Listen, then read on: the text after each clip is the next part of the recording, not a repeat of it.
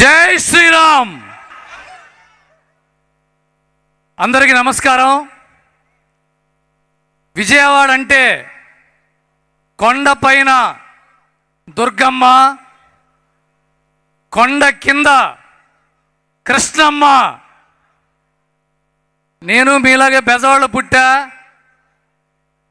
బెజవాడలో తిరిగా, రాజీవరాజు, శైలజ, అలంకారు, ఓరసీల సినిమాలు చూసా. దీని అమ్మ ఇక్కడ మిరపకాయ బజ్జీలు తిని తిరిగి తిరిగి తిరిగి సినిమా ఇండస్ట్రీకి వెళ్ళా. రేపు మీలో కూడా ఎవడో ఒకడు వస్తాడు మాతో పాటు సినిమా ఇండస్ట్రీకి. అవునా కదా? ఎస్. మిరాయి గురించి చెప్పాలి. మిరాయ్ ఈ సినిమా రిలీజ్ రోజు వరకే దాని పేరు మిరాయ్. సినిమా రిలీజ్ అయ్యాక సినిమా పేరు మిరాకిల్. రాముడు చేసిన మిరాకిల్, శ్రీరామచంద్రుడు చేసిన మిరాకిల్. ఈ సినిమాలో హీరో గురించి, మనోజ్ గారి గురించి, శ్రేయ గారి గురించి, రితిక గురించి చెప్పడమే కాదు, మన గౌరహరి ఎక్కడమ్మా అతను చేసిన పాట ఒక్కొక్క వెంట్రుకలు నిక్కపడుచుకుంటూ థియేటర్లో భక్తి పారవస్యంతో ప్రజలు పరుగుతున్నారంటే హనుమాన్తో ఆంజనేయ స్వామిని తీసుకొచ్చాడు. మిరాయితో సాక్షాత్ శ్రీరామచంద్రమూర్తిని థియేటర్లోకి తీసుకొచ్చాడు. అలాగే మన డైరెక్టర్ కార్తిక్ ఘట్టమనేని చూడ్డానికి చిన్నపిల్లవాళ్ళగా, చిన్న కుర్రాళ్ళ ఉంటాడు. Is my brother, is a wonderful kid. ఇతనికి తెలియంది లేదు, కానీ తెలిసినట్టు ఒక్కసారి కూడా కనిపించడు. అదే ఇతనిలోని శక్తి. ఇతనే కెమెరామెన్, ఇతనే రైటర్, ఇతనే డైరెక్టర్, ఇతనే ఈ కథకి, ఈ సినిమాకి సృష్టికర్త. ఈ సినిమా విఎఫ్ఎక్స్ మొత్తం హైదరాబాద్ వాళ్ళ ఆఫీస్లో చేశారంటే అది ఇతని పనితనం. విశ్వగారి ధైర్యం, విశ్వగారి విజన్.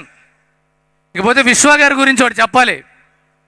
చిరంజీవి గారు రాననుకున్నారా, రాలేననుకున్నారా అన్నట్టుగా, తిరిగి లేవననుకున్నారా, లేవలేననుకున్నారా అన్నట్టుగా లేచి ఇన్ని సినిమాల తర్వాత బ్లాక్ బస్టర్తో నిలబడిన విశ్వప్రసాద్ గారు మనకి అందరికీ ఆదర్శం.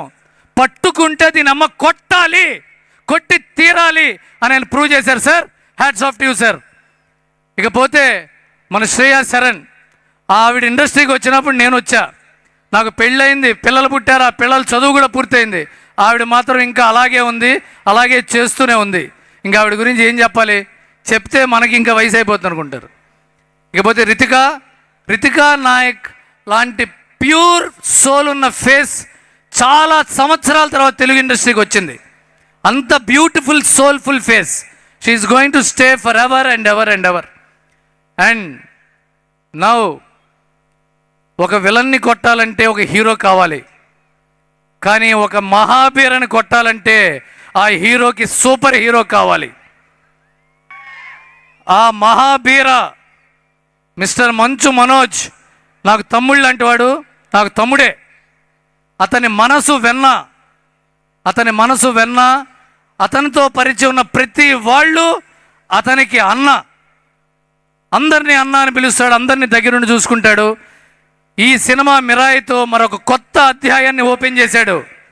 తెలుగు ఇండస్ట్రీకే కాదు, ఆసేతు హిమాచలం ఫ్రమ్ కాశ్మీర్ టు కన్యాకుమారి సినిమాకు ఒక బెస్ట్ ప్రతినాయకుడు దొరికాడు. కొడితే మనోజ్ని కొట్టి హీరో అవ్వాలరా, నేనమ్మ మనోజ్ని కొట్టకపోతే హీరోని కాదు అనిపించే అంత గొప్ప విలన్ వచ్చాడంటే నేమ తండ్రికి తగ్గ తనయుడయ్యాడు.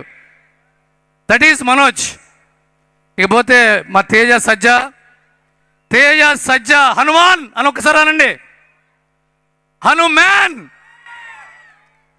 30 ఏళ్ళు నిండకుండా, ముక్కు పచ్చలారకుండా 2 పెద్ద 100 కోట్ల సినిమాలు కొట్టాడంటే ఇంకో 10 ఏళ్ల తర్వాత తేజ సజ్జా ఎక్కడుంటాడో మీరందరూ ఊహించవచ్చు.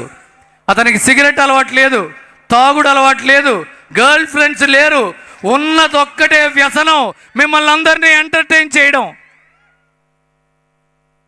Teja Sajja is going to stay for a very very long time at the top and he is going to inspire a lot more kids.